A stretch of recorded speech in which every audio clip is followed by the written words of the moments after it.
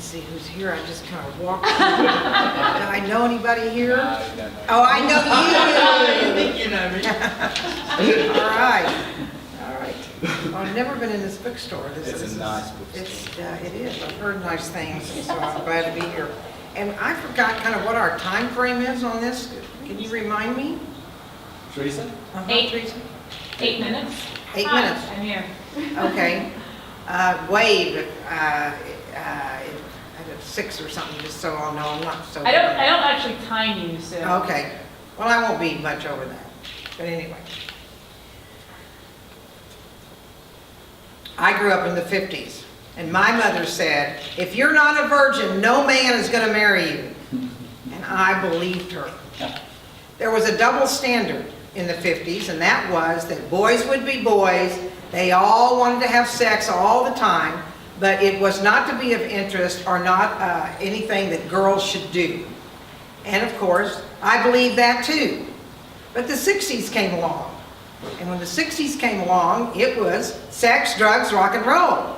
Well, I bought in full tilt boogie to the fashion of it. I had the bell-bottom pants, I had the flowers in my hair, I had the headbands, I had the leather jackets with the fringe and the beads.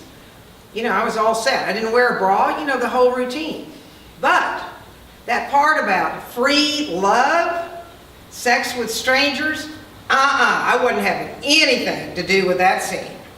I wanted to be a wife, mother, and homemaker, just like my mother. And that was my destiny, and that was my role, and that was where I was going. So, when a young naval officer asked me to get married, I said, yes, because I didn't want to hurt his feelings. And I had my white wedding dress that my mother made that I was totally okay to wear because, you know, I was a virgin, you know, because there was a lot of talk back then. You know, she's wearing an off-white dress because she's not a virgin, you know, the whole thing. And so I was well on my way to being exactly what I expected, the little next Miss Betty Crocker. But there was my honeymoon night. And I remember thinking, this is not comfortable, it feels really awkward, and it hurts. For this I waited? You've got to be kidding!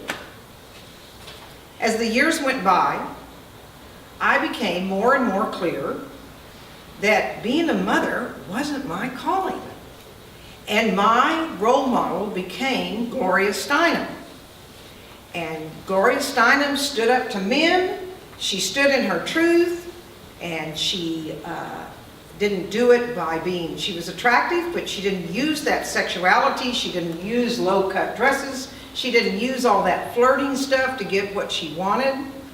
And she said, I don't want to have children because it's fine for some people, but it just doesn't appeal to me. It's like, no, it doesn't appeal to me either. This is great. Somebody who is thinking on the lines that I am.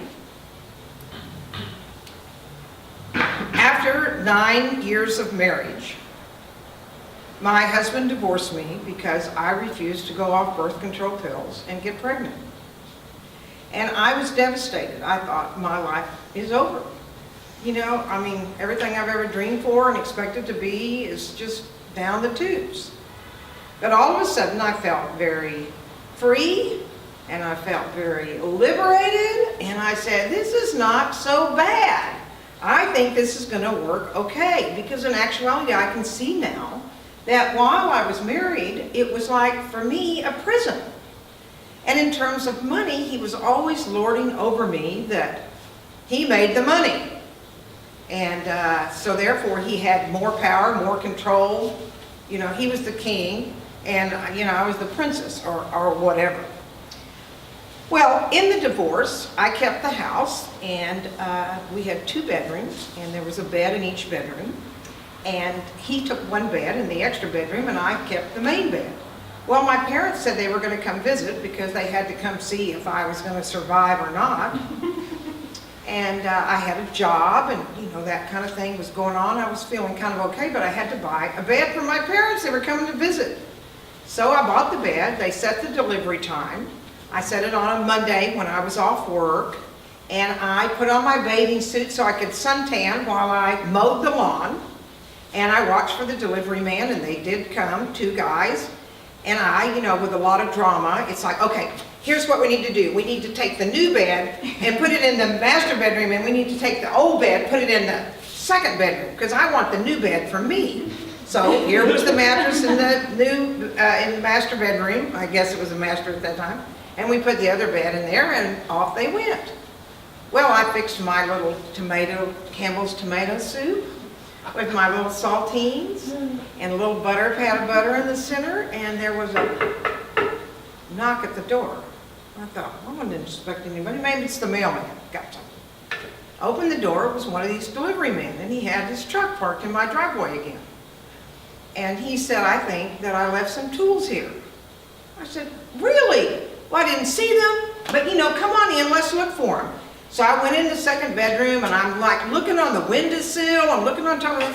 So maybe it's in there, something dropped over here under the bed. I said, let's go in the other bedroom, and we go in the other bedroom, and I'm looking all over, and he said, I didn't come back for any tools. I came back for you. Really? Now, at this point, I hadn't had sex with anyone but my husband.